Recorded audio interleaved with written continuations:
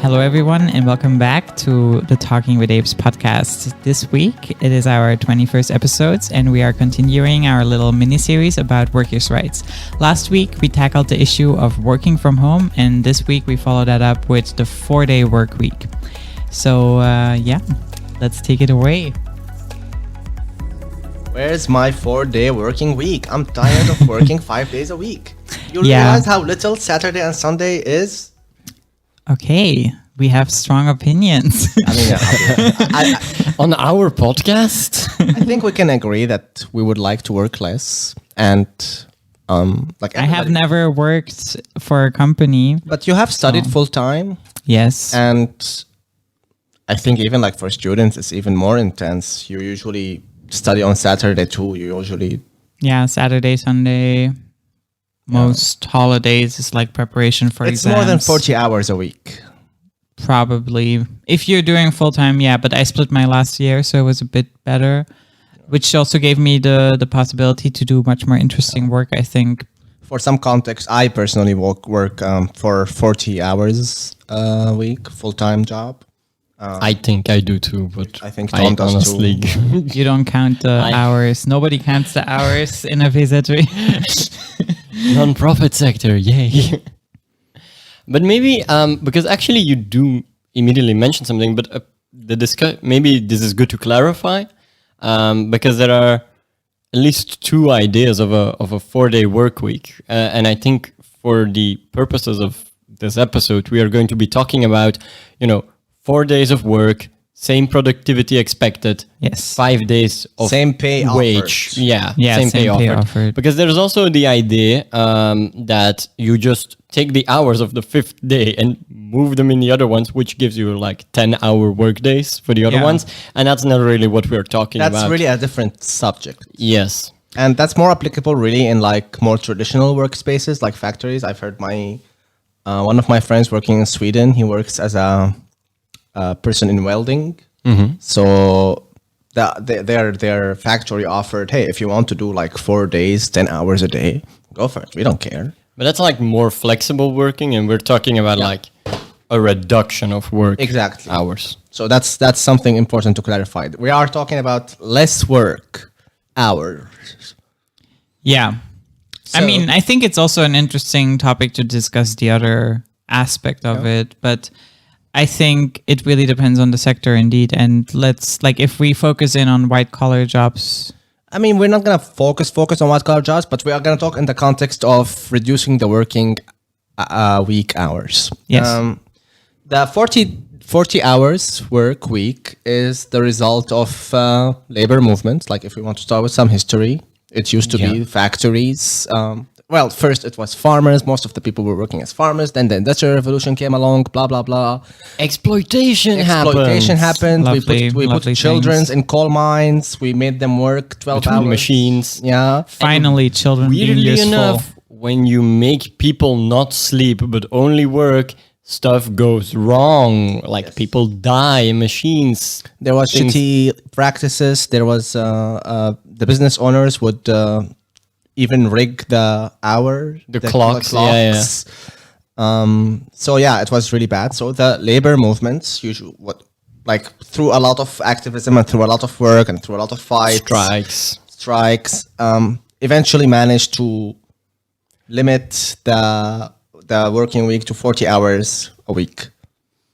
So that's where we are right now. That was a big victory at the time because. And it came in increments. It was not like one big solution.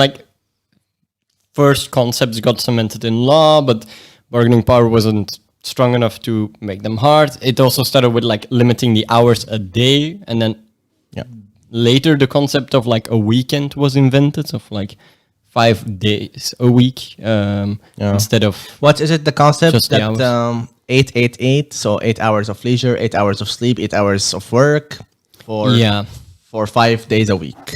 That's the idea. That's the general thing it turns on. And then, capitalism went global and basically a majority of the world, and especially white collar being farmers, people stopped owning their own... my father owned his own little metal shop, workshop. So he wasn't really required by anyone to do 8 hours a day. And I think it's the same for Selbstständige, like Yeah, for I people mean- who are freelancers. Yeah, I mean, if you go back further than that, most farmers Yeah. did not work 8 hours a Exactly. day. Like they just had times in the year when they worked a lot, and then they The had times in seasons. the year. Yeah, it all depended on the seasons. It all depended on the work that needed to be done in that moment. And I think that's also an important aspect if we're talking about working, and also something that we discussed last time. It's really important to see that your work is valuable. And I think a big part about going towards a 4-day work week and reducing those hours is cutting out a lot of invaluable work.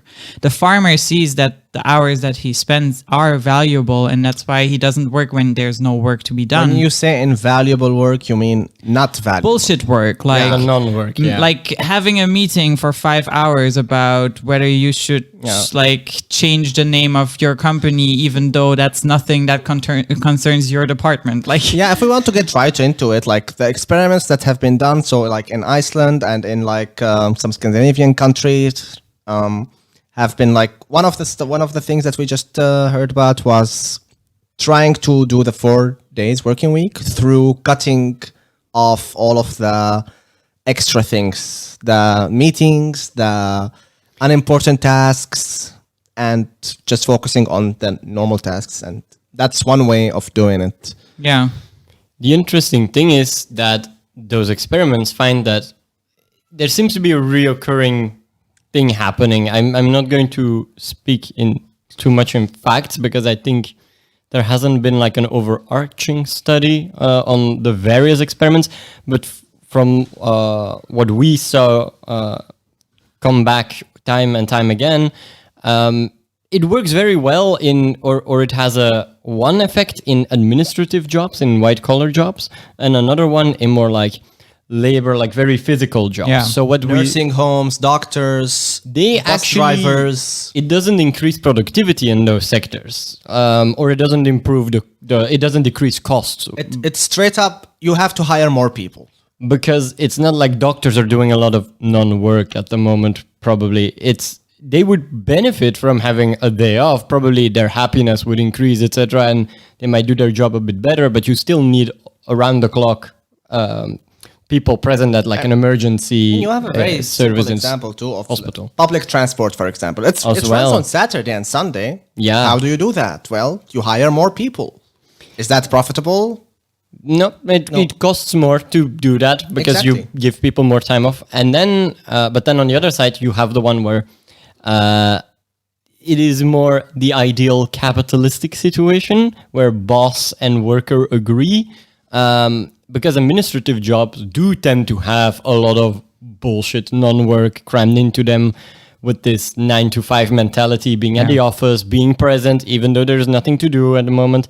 And that's where there is indeed a reduction in cost, an increase in productivity when you let those people just do the job, the work they have to do in a shorter amount of time, not requiring them to be present. Yeah, from our research, we've noticed like a very distinct, two very distinct situations. One is when your work has a lot of extra to it that can be cut off, like in the bullshit office job. Yeah. And work that you have to be present. You can't, for a bus driver, there is no extra meetings. There is no bullshit part of the job. For a nurse or for a doctor, they can't just do less work that is extra.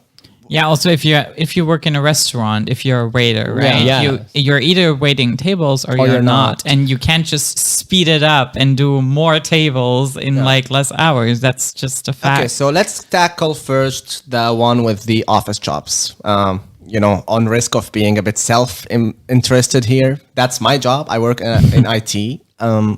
Why do we not have a 4 days working week yet? If it's that simple of just cutting off the fat, the stupid extras. I think in IT, it's to some extent the fact that reorganization also costs time and money. Yeah. Like I think a lot of companies would maybe see the value in it, but even a big company like the one you work in, like you work in the harbor of Antwerp, it would require a lot of structural reorganization. HR would have to put in a lot of work, a lot of hours to make that work for everyone, to get schedules. Everything. Yeah, it's like, it's a whole thing. And I think it might come, but like there is some apprehension there. It's a bit like automation.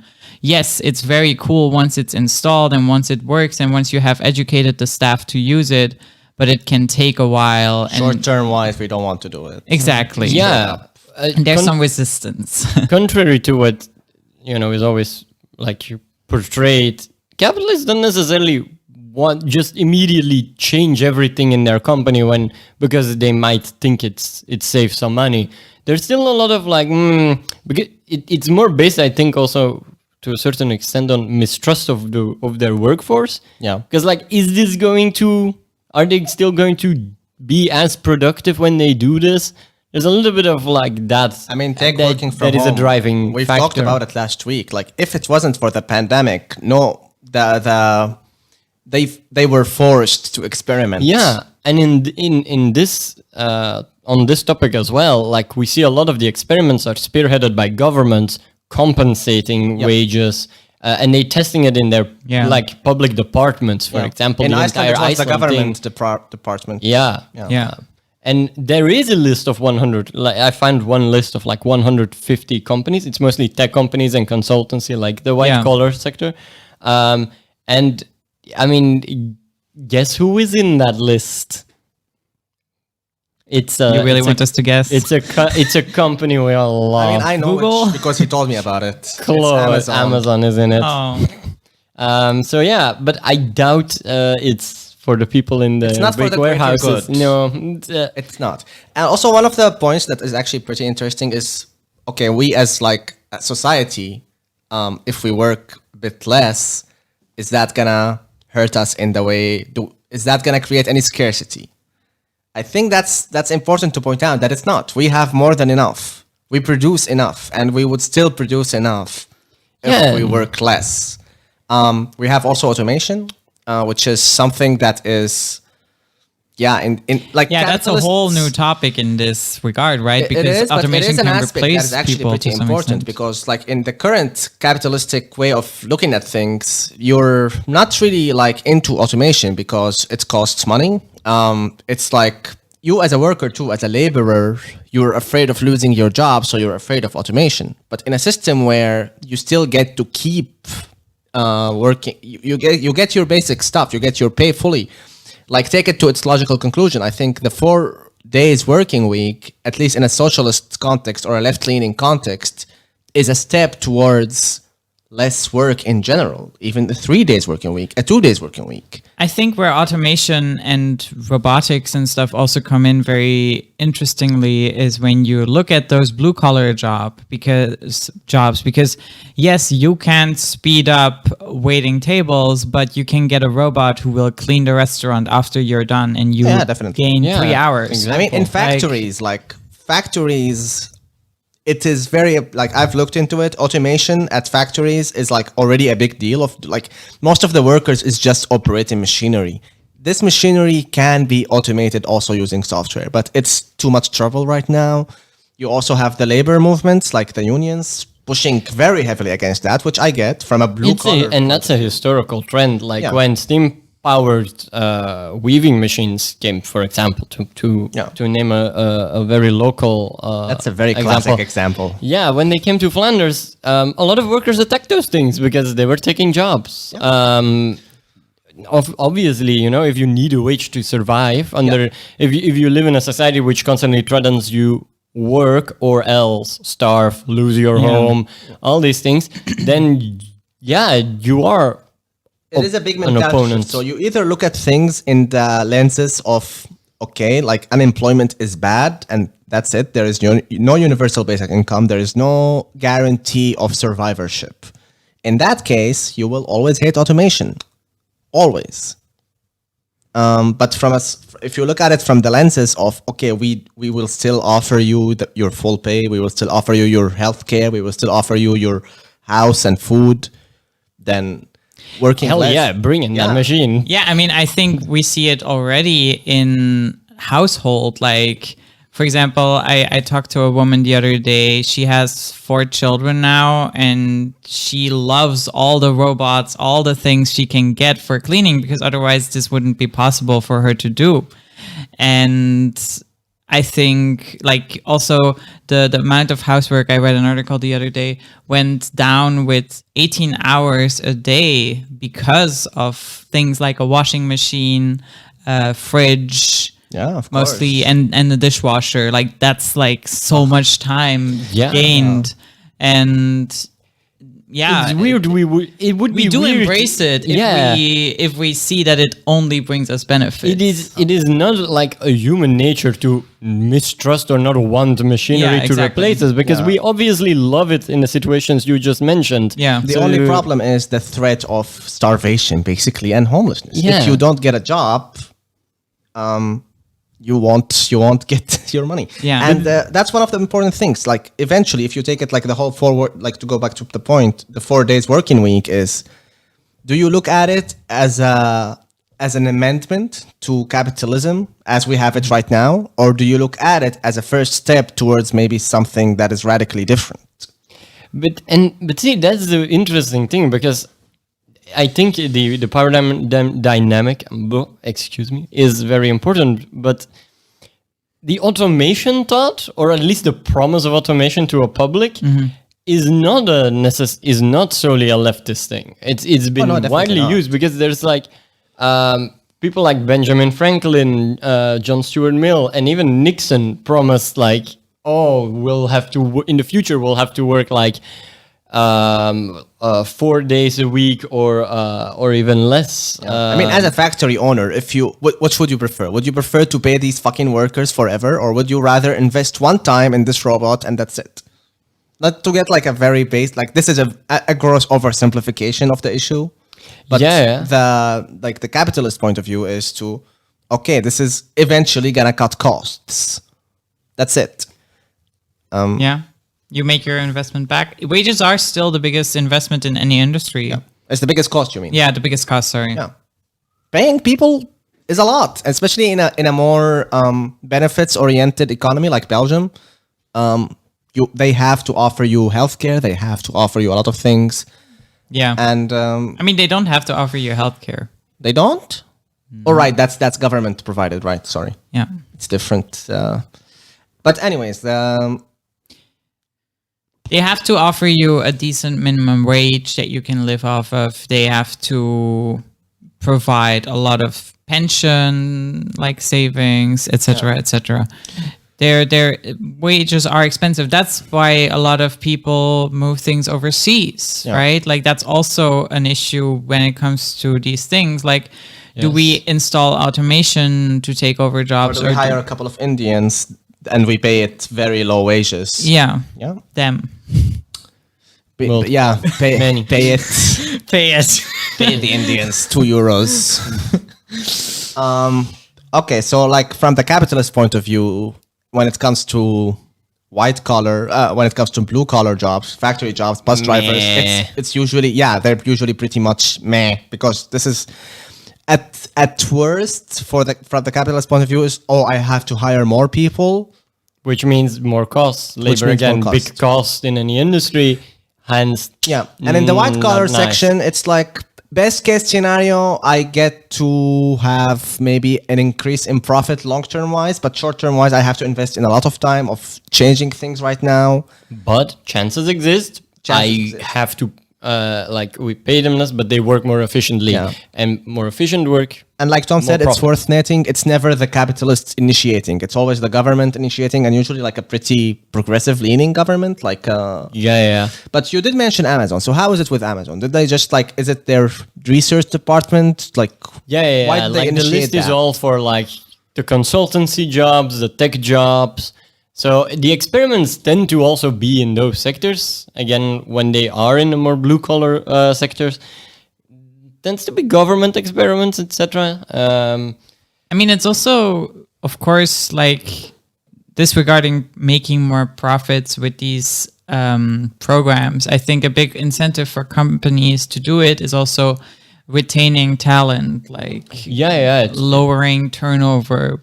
So you don't have to educate as many people. You don't have to deal with a lot of new people coming in and negotiating very harshly for wages. Right now, if a company is offering 4 days working week with the same wage, you bet I'm going to go look for a job there. It's going to be a very competitive working place. It's the same with working from home, actually. Like, a lot of companies cannot afford to require you to be at the office, at least in IT. Not anymore, because the status quo have shifted to... Yeah, but also in IT, it's mostly like IT is also quite a broad field. I'm noticing now me looking for jobs where I'm also looking at some IT jobs. They do require you to be in the office most of the time because it's more of a front end. But as an individual, if that's really important to you, working from home, you're gonna be looking for places where you get the offer of working from home. And I'm just saying there's not that many offers in my field, even though it's in the IT sector. Fair. But the point is that I'm trying to make is we should push for that. Like from the capitalist point of view, from the company point of view, is if I want to attract that kind of talent, I can offer this. And the 4-day work week would be like an extra step in that. Indeed. Like if we're trying to look, like it's no secret that we here are pretty have a pretty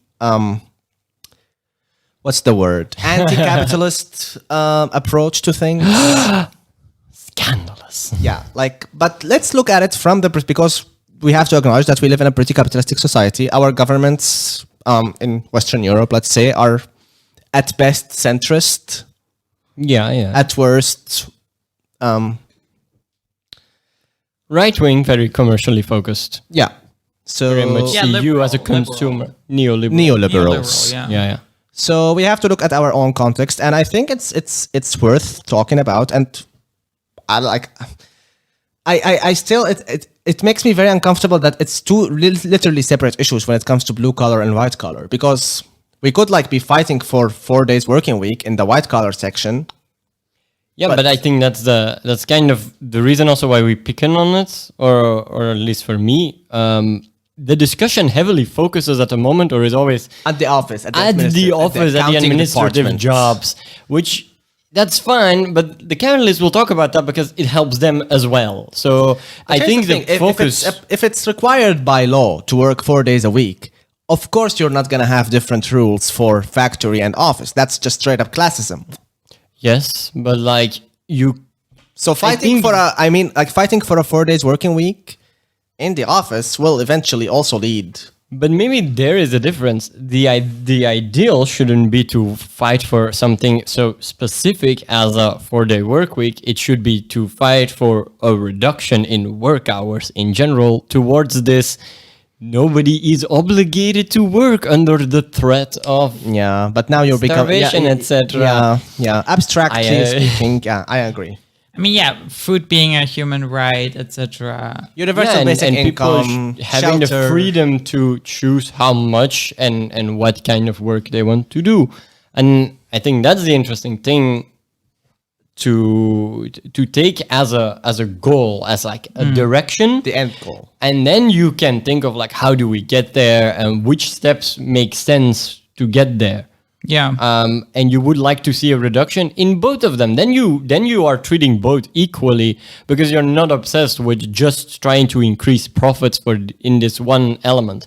Okay, but maybe let's take an example of something that is not very profit oriented, like where you work, Tom. Yes. Maybe let's explain where he works, right? You work. Yeah. Yes. So I work in a social cultural center. And we basically support citizens that come with initiatives like, hey, we want to start a garden together, or we want to host a debate on this and you're officially a non-profit. Subject. Yes. So judicially. That's a very close something to the ideal version. Let's say that same approach is in a company where profit is not that big a deal. Would you be able to do your job in 4 days a week? I would do less, because I find I take on as much as I can because I like to do the things I do. I don't clock out like there's not a pile of papers that need to be worked through. It's a number of projects we take on That needs to be done. and I personally take on that I like to work on and that we want to do and have finished. And when they are done, I take the next one. I could work 4 days a week, then just less projects would get done. That is an option, but because I like what I'm doing, because I agree with the goals, I put in, the amount. Some extra work, but like, would it be nicer to have someone else and like have more leisure time and like have someone to support when you're not available? Like, you know what I mean? What I'm talking about is like, I mean, yeah, I think definitely more people could, for example, be like take climate change as an example. Like obviously more people could be working on things like that. More people could be working on both informing the public, hosting. More people could be involved in hosting debates, making politicians accountable in that sense. Definitely, that would make my job less stressful. If there wouldn't always be a next problem for me to do, that would be nice, yes. I do think you are also in a very specific position, though, where you're already not working towards getting more profit or anything. And I feel like a lot of the projects you do take on are choices you also have a say in. Like you have a say in which projects you take on, which is crazy for like, which is not the situation in most I'm trying companies. to make an analogy to like, what if there is a socialist society where we do own the means of production, but we still need to do production. We still need to produce food. We still need to produce... But like, we still need to have people who collect garbage. We still need to have people who are doctors and nurses and... Yeah, but like those people would also in their free time have more time to help initiatives like where Tom is working, right? Like Tom was doing this job basically before he was being paid to do it. True. Yeah. So it was basically a hobby that became his main source of income. A volunteer project, I would say. Well, yeah, but like... That general I don't know, hobby. It's not like he had other hobbies. I do. He reads. Yeah, I watch Critical Role. Yes. But I like to play. It was already taking up a big part of your free time. So the borders are quite blurred. But I think like even something silly like packing packages, right? Like taking the Amazon worker. I think if that person would get the same pay or probably more pay, like a good living wage, and like we're going already quite utopian here, quite far from the reality, but like let's take the Amazon worker. He's getting a good wage and he's working 4 days a week instead of 5.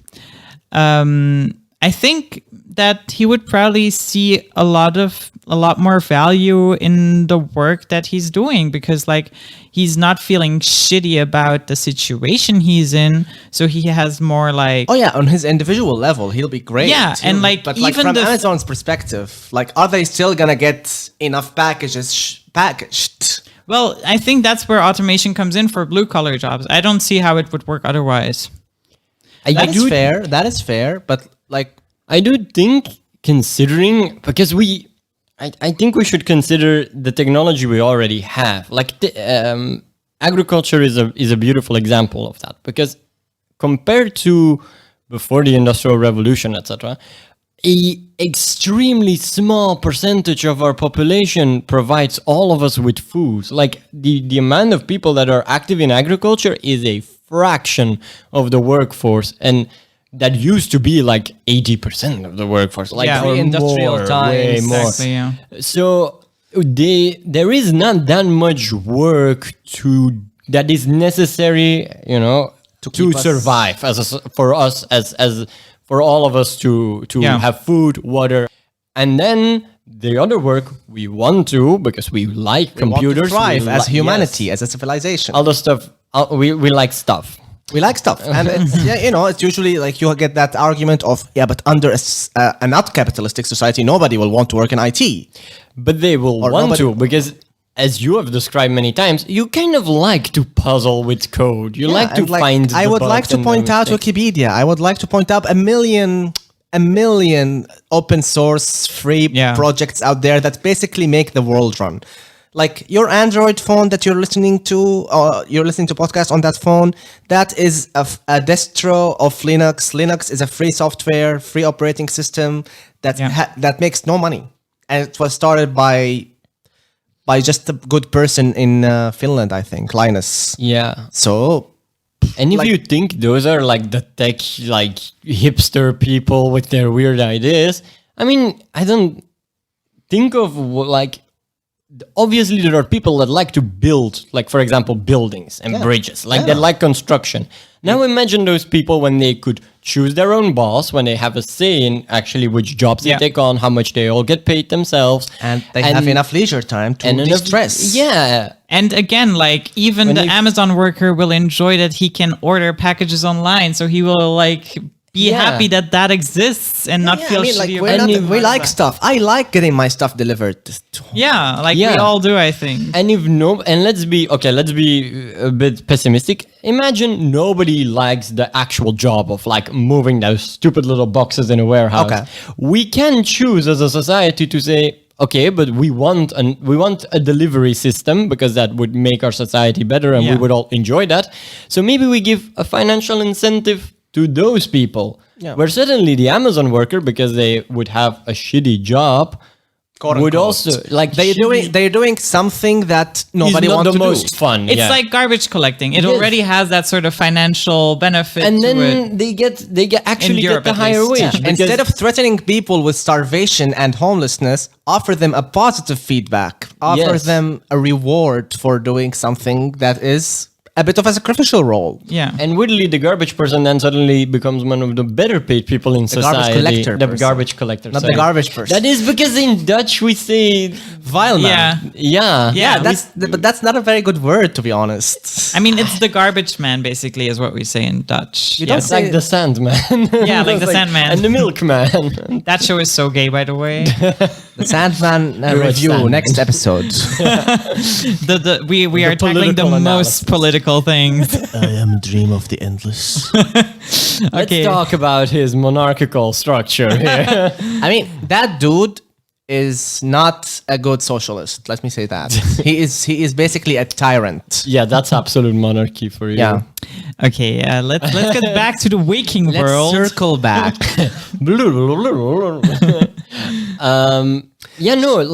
If we take this, if we see the general reduction as like what we want happening over time and a utopian society as an end, regardless, we will never have a real utopia. We can only get infinitely more close to it. We'll never probably achieve it. There will always nothing will be perfect, problem. But we want to at least have something better. Exactly. For the whole of society, not just for a couple of people who are making money off us. Yes. And that's the point. And I think genuinely a 4 days working week, even in its most lukewarm form, like even if we fool the capitalists just for a moment into making us work 4 days and okay, you get more money, you get more profits. Yeah, we are doing this not as a step. We are doing this as something to make you make more money. If we can get to that point, I think that's a win. We have to fake a defeat here. But I will say that one of the more complicated things is it's kind of similar to the automation question, because also like in automation, like it is nicer to work less and have the same production. Yes. But we have to think of people who will lose their job, people who work in blue collars who might be affected negatively by this. By automation or by automation and by the shorter work? How would they be negatively affected? Because from the capitalist point of view, they're like, oh shit, we are actually not making more money. We are not making more profits. Yeah. I'm gonna have to cut costs. But I think there is the obstacle that unions will face, and that is to link the reduction of the working hours of white-collar jobs with blue-collar jobs, to basically tell the capitalist, you can have a profit increase in the white-collar ones, but you will have to... But the capitalist is not one entity. But the other capitalist will have to deal with this. No, but see, that's the beauty of it. They aren't, and that means you can pitch them against each other, which unions in the past have done sometimes. You can... Because the state is one entity. Yes, the state is one entity. It's an entity made of parties elected Yes. They are different parties with different mentalities. Yes, but the state as like an institutional collective is roughly one thing. It makes one set of laws normally. If you live in a traditional nation state, asterisks Belgium. attached to everything we say. By the Yes. way, it's there's always nuance. Welcome to like history and sociology and anthropology. It's never black what and part white. of the Belgian state are we in right now when we're discussing these laws? Is that federal or is I that would say that's Flemish federal. or province? It's actually double because Of course it is. yeah, I'm sorry. Don't take Belgium as Yeah, an example because we have a system that is hideously complicated. Yes. Let's forget for a moment about I was just wanting to make a point about Belgium being weird. I'll say federal because they're the ones that actually still control it at the moment. Yes. But like we have one set of laws that apply Yes. to the territory of Belgium and all companies in When it Belgium comes would to have labor follow laws, it. when it comes to labor Yes, laws, labor it's laws. federal law. So the state will write a law saying, and they can discriminate because that is unconstitutional. They can say, oh, only white collar jobs can work this many hours, and then the other ones that wouldn't fit. So you would have to make a law that just lowers the work week, Yeah. and the capitalist can like parts of. So of if we the bourgeoisie convince will if we will convince fight it. enough of the bourgeoisie, if we convince the white collar, the white collar bourgeoisie, if we I'm not convince sure them that's to do that, we are like, is that a victory? Yes, I think so. Because also less time on working and actually making profits for the And bourgeoisie. more time for organizing, Exactly. more time for volunteering, more time for and more time for things mental that, health, more time Also- to take care of yourself, more time to be able to think about your place in society. I think also the pandemic again have proved this is one of my most favorite things about the pandemic. It really has given the time to a lot of people to rethink their place in the world. Yeah. And Yeah. and also more times to wrap your head around things like climate change, Yes. which then can further progress in other like that is a tangible difference we have felt after the pandemic. A lot of people became way more engaged in their societies, in their local communities. And there was a massive amount of burnout. This is not positive. It leads to a positive. There was a massive amount of burnout because of how some countries dealt with the pandemic. And it made people, like you said, like a change. They reconsidered their place in like society and life and the world, and this forces kind of a bunch of companies to think of how can we still try and hold on to these people and maybe need to make the job a bit more attractive. To and now them. and now you have the whole thing with like the quiet quitting, which is like a whole phenomena that came out of that, right? I mean, I hate the term. Let's be clear. I hate putting a term to it because it is not quitting in any way. You are basically saying, I will do my job. Yes. It's sad that it's called quitting, but keep doing it. keep doing it, but just keep doing it in the sense of take care of yourself at the workplace. Do not, for any reason, quote unquote, go above and beyond. You do not need to go above and beyond. You are not paid to go above and beyond. Unless you are doing something that you really like, unless you are feeling engaged in your workspace, unless that you get thanked, unless you get feedback, unless people care about you at your workplace, you don't need to go above and beyond. You know who can go above and beyond? The people I know from a cooperative printing press. There you go. The printer. They can do it because it's basically their own job at the line. Yes, but for all the others, always remember you are putting money in somebody else's pockets. And making the boss get another BMW is not gonna make your life better. You might think it is, but it's not. Keep that in mind when considering how much work you do, like just for your own health as well. I would also like really to remind ourselves, like we are facing a burnout pandemic. I know at least 3 people who have faced like serious burnouts and had to stop working for a couple of years. How many of those are sitting at this table? None. But I was not worried. I was studying, but still. What I'm trying to say is that we need to also take care of ourselves as a society. Like we need to stop burning out people just so a bunch of people can make more money. And a 4 days working week is a step toward that. And you are right. It's a leverage because those early gains the workers' movement had, they came about when there was not that much labor available on the market and companies needed labor. Yes. When that is the case, you're in a stronger position to bargain. So I would, urge every person. I think it's fair to involved say in there is unions nothing to do it. freely given. The capitalist will not give you anything for free. You have to create your own leverage. And if that means striking, if that means trying to, if it means quitting your job and only taking the job that offers you what you need, that's what it is. I mean, of course, that is easily said living in Europe, working in IT. But it's more easily said than done. Yeah. But eventually, even in I don't know, like, of course, I am I can only talk out of my personal experience, but at least in principle, when the collective comes together, and if that's the idea of a strike, if you at a factory you just stop working And if until you your all demands get agree met, that you stop working, yes, then you have leverage, and that's something that is we would do well to remember, because without leverage, there's unfortunately, it's very difficult to change things. Things don't just change because even on a politics level, it's very difficult to get your voice to the politicians, and then from the politicians to do actual societal change. Yeah. So you need to create your own leverage, and you need to stand up for yourself. Also for salaries, for these things, you need to talk with your colleagues about salaries. You need to talk to your manager about. Don't play the whole corporate ladder game. At least in from my personal experience, that's always a losing game. You can push for your own leverage.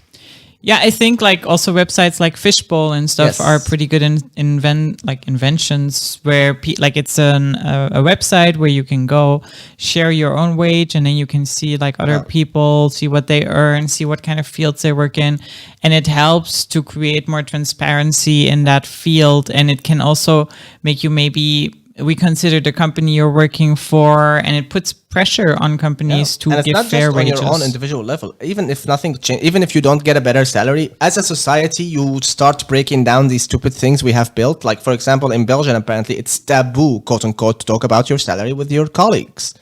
Why is that taboo? That is taboo because it's something that has been encouraged by werkgevers or employers to discourage people from talking about their salaries so they can pay you less. So these things that become societal taboos can also start changing if you become more transparent. Yeah, and unless you make $1 billion like fucking Jeff Bezos, you don't need to be ashamed for earning more. You should share that with your coworkers, because that way they can also stand up for their rights. Yes. I think it goes both ways, right? And then all of you can earn more. Yes. Well, definitely. Okay, I think we've talked pretty about much discussed this topic, and I hope you enjoyed it. I hope you maybe look on Fishbowl or get some better working rights understanding of what your situation discuss with your is. coworkers. What's the situation? What do they feel like? What do you feel like? What is possible? Talk to a union representative. Experiments, it was left to the departments to talk about how are we going to do the 4 days working week if we are going to do it. Yeah. It was left up to the department. So it's also worth mentioning that maybe one top-down solution from the government to just require a 4 days working week where Friday is now a weekend, maybe that's not the best solution. In the end, I think workers' autonomy here is the approach that we need to take this with. Whether it's working from home, whether it's less working hours, we need to give some autonomy and power back to the worker. Yeah, and also that way it's adaptable. It's fluid. You can say, okay, maybe the IT department doesn't work on a Friday, and the sales people don't work on a Monday. You can figure things out, but it grows into its natural organically habitat. Because one of the challenges is take for example the Port of Antwerp. It's a huge organization. Trying to enforce something like this top down is extremely challenging. But if you treat each department as its own entity, with its own autonomy, and let it organically do its thing, you will find that it's much easier to let these things work without having to worry so much about scheduling and. Yes. Yeah. And especially in white collar jobs, we said, profits talking about even stay shipping, the same, and people are happier. People have more time for their family. People have more time for themselves. It's a no-brainer. It's a no-brainer. So, you know, be confident and Right. Talk about it also with your colleague. Like the first step to about these things is share this podcast so they can hear about this. Yes. This is the first step in your Shameless. activism. Share our podcast and honestly, just talk about it. Talk to your colleagues. Talk to your boss. Talk like most people like their bosses. Most people even don't know who their boss is. Your boss is not your immediate manager. Your boss is the CEO of the CEO of the CEO, the manager of the manager of the manager. That's someone you probably never talk to if you work in a bigger company when you're talking white collar. So it's also okay to talk to your like immediate manager about these things. Talk about it casually. Mention it. Don't make it awkward. Don't make it such a big thing. And if you do that, you start building more knowledge and awareness when it comes to your colleagues and your local community of workers. And Yes. you know, I'm not saying just go and make a union. Like just talking sometimes is the first building block. but Yes. go and make a union. But yeah, if you go and don't make a have union one. or join a union if you're not. And also, like, I think for someone coming out of their studies, I think what's also really important is to create that already while your children are in school. So, like, if you have children, maybe talk to them about these rights as well, so they don't overwork themselves. I think Thomas had a burnout studying. I've had a burnout in my studies, and I think this work ethic affects us before we even join the workforce. So I Yeah. think that's also As a little asterisk to this, or a big one, this kind of also applies to studying and to the education. whole classical higher education system and education system. So if you are not in a workplace yet, like a wage laborer, you know, also consider It still taking applies this to up you. with a college or a university, because you The way we structure our exams, the way we structure our diplomas, it's very yeah, and like don't feel bad if you have to do a class over because you didn't manage to do everything perfectly. Like take your time. It can be a very nice time of your life if you don't feel guilty all the time about hey, not like- working yourself to death. We're talking about 40 hours a week is a lot. I think it's fair to say that most students work way more than 40 hours a week. Like, It really depends on the study. Some studies are like you either don't work or you work 24/7 basically. on average though. Yeah, when you, yeah. You work the a lot. exam period and you take everything together. It's extremely intense and we are just not meant to do that. Yeah. Okay, so we hope to see you next week. I don't think we figured out the topic quite yet. Not yet, but but we'll keep we you are posted. looking on a few subjects. And also let us know if there's something you would like us to talk about. See you then. Bye. Don't forget to subscribe. Yes, subscribe, Bye. like, and share with everyone.